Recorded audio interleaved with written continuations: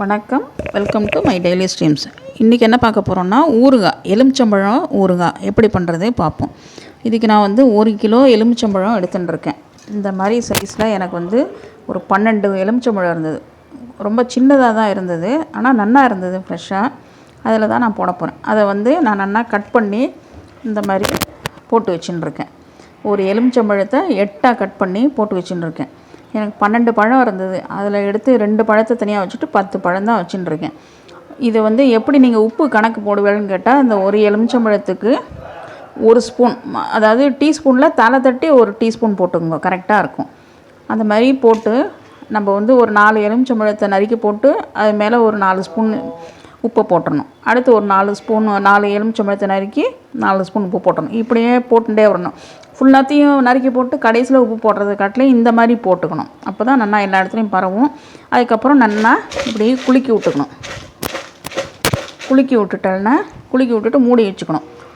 அப்புறம் இது ஆறதுக்கே உங்களுக்கு ஒரு வாரத்துக்கு மேலேயே 10 நாள் ஆகும் ஊறுறதுக்கு. அதுக்கப்புறம் என்ன பண்ணுறதுங்கிறத உங்களுக்கு காமிக்கிறேன்.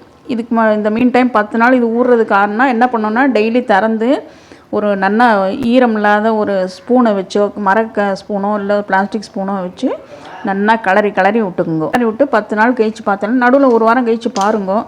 ஊறி இருந்தால் என்ன பண்ணுறது, நான் உங்களுக்கு ஊறுகாய் போடும்போது மறுபடியும் காமிக்கிறேன். இப்போது நான் போட்ட ஊறுகாய், எலுமிச்சங்காய் ஊறுகாய் போட்டிருந்தேன் இல்லையா, அது நல்லா ஊறி போயிடுத்து. இது இப்போ 1 கிலோவில் நான் பாதி தான் எடுத்துன்னு இருக்கேன். இதுக்கு இன்றைக்கி தாளித்து கொட்டி காமிக்கிறேன். 1 டீஸ்பூன் வெந்தயம் போட்டுக்கணும். நல்லா வாசனை வர வரைக்கும் வறுக்கணும். இப்போது இது நல்லா வாசனை வந்துடுத்து, வெந்தயம் நல்லா செவந்துடுத்து பாருங்கள். இப்போது இதை எடுத்துட்டு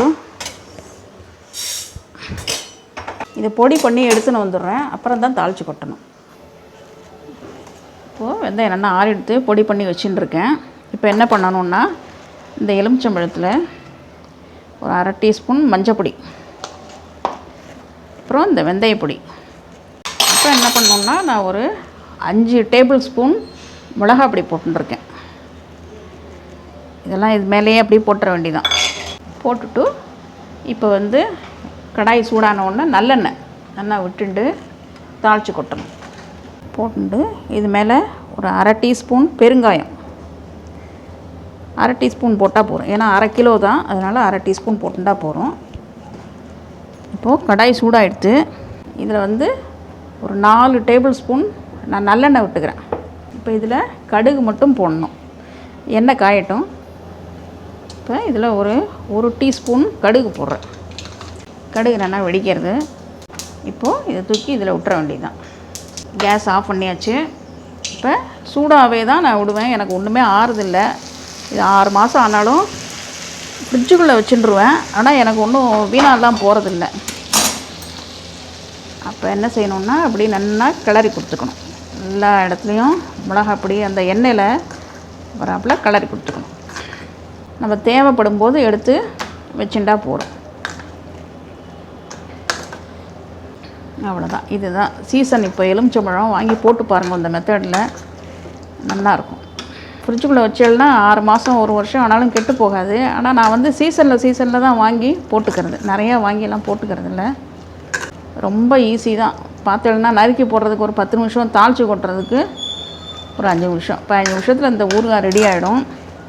ஸ்டோர் பண்ணி வச்சுட்டேன்னா கடையில் நம்ம வாங்க வேண்டிய அவசியமே இருக்காது. எலுமிச்சங்காய் ஊறுகாய் ரெடி. பிடிச்சிருந்தால் லைக் பண்ணுங்க, ஷேர் பண்ணுங்க, சப்ஸ்கிரைப் பண்ணுங்க. தேங்க்யூ.